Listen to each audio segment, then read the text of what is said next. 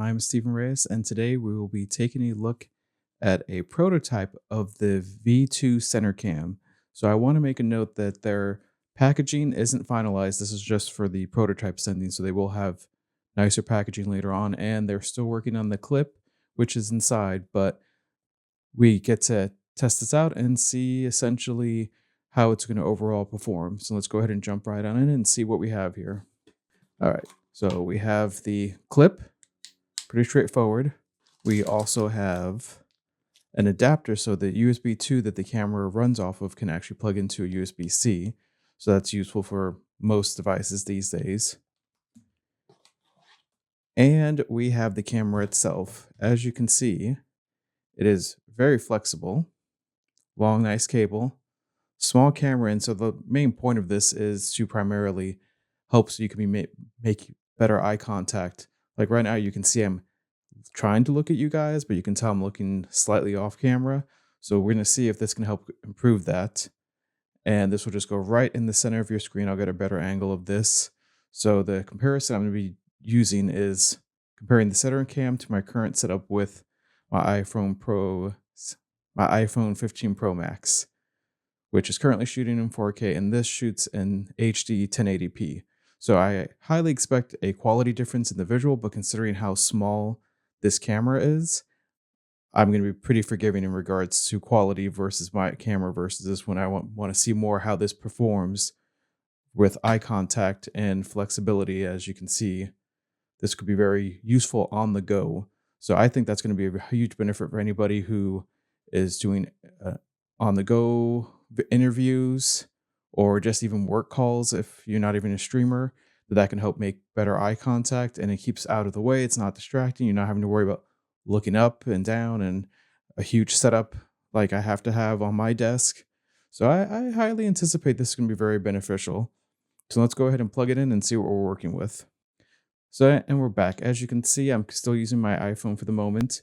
This white thing protruding on the frame is the camera. So there's two reasons why I haven't used the clip, and none of it is the issue of the product or the company.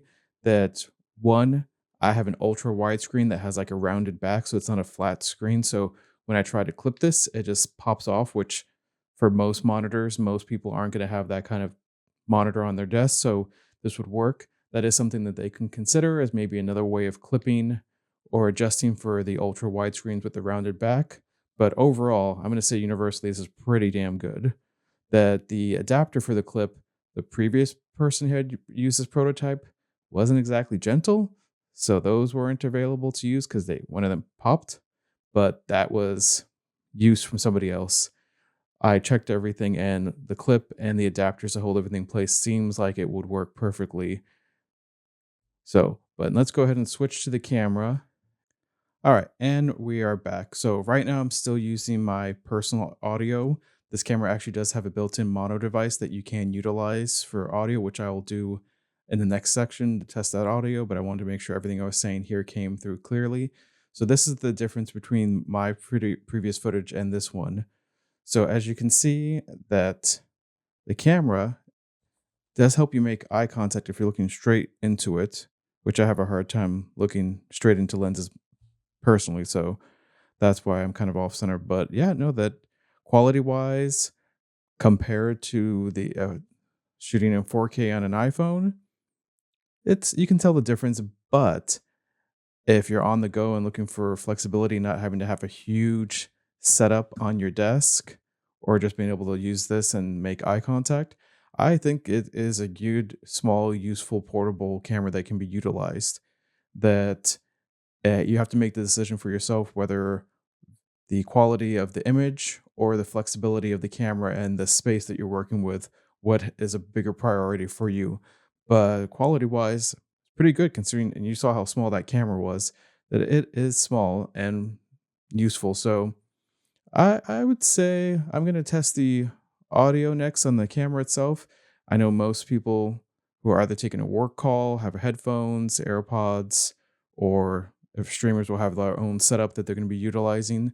So I'm not too concerned with the mono portion of the audio, but I am curious to see how it performs.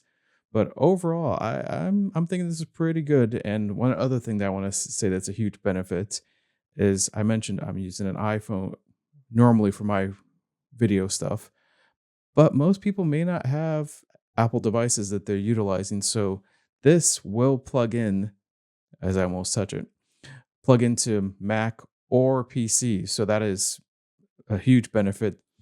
There's no limitation on what device you can utilize it on. Overall, I went back and listened to the audio from this, which is a mono microphone. So you're going to pick up some background noise, but for portability and a small workspace, you don't have to have a huge rig.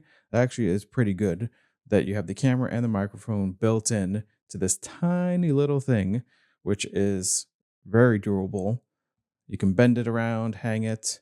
I have an ultra wide screen, as I mentioned, so I couldn't clip onto the back because of the way that the monitor is. But look at this thing. I'm holding it up and it's staying. And it does adjust direction, so you don't have to hang it from your computer. You could have it like this and it'll correct the orientation, which is an ingenious thing that they made sure to think about. So overall, I'm going to give this like a 8 out of 10 that I personally like higher video quality, but considering how small this thing is, that is not a criticism. That's getting 1080p HD on something this size is good. And in regards to it, I would recommend it that for me, I'll probably get one of these to put in my rig for on the go stuff. And I'm sure with how well they're doing, and this is version 2, at some point they'll break the code to get 4K on something this small. And at that point, I can just say bye bye to the iPhone and just stick with something like this that I can easily move around, bend, use, and it's just great. So thank you for watching and keep an eye out for the Center Cam version 2 coming out soon.